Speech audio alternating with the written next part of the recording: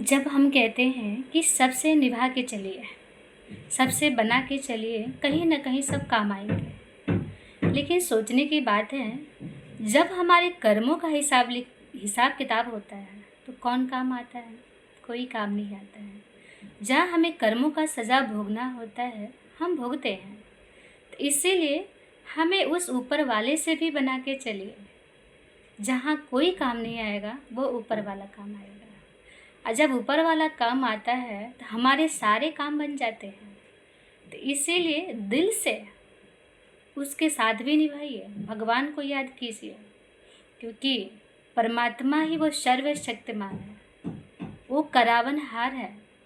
अगर हम उसकी याद में कर्म करते हैं, उसका शुक्रिया करके कर्म करते हैं, तो कहीं ना कहीं हमारे सारे काम श्रेष्ठ होते हैं। और वही काम, श्रेष्ठ काम, हमें सुख का अनुभव कराते हैं, हमें सुख का अनुभूति कराते हैं।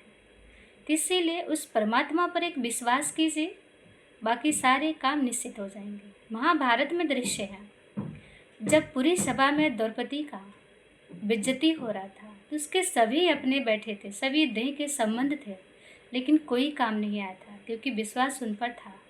लेकिन जब उसने विश्वास कर भगवान को याद किया, तो भगवान काम आया। तो इसीलिए इस मनुष्य जीवन में मनुष्य का काम आता है, लेकिन काम करावनहार कराता परमात्मा है। तो इसीलिए कुछ टाइम अपने जीवन में निकाल के हर रोज़ परमात्मा को शुक्रिया कीजिए, उसे भी दिल से याद कीजिए, क्योंकि हर जगह उसकी याद, उसकी शक्ति हमारे साथ होती है। Thank you.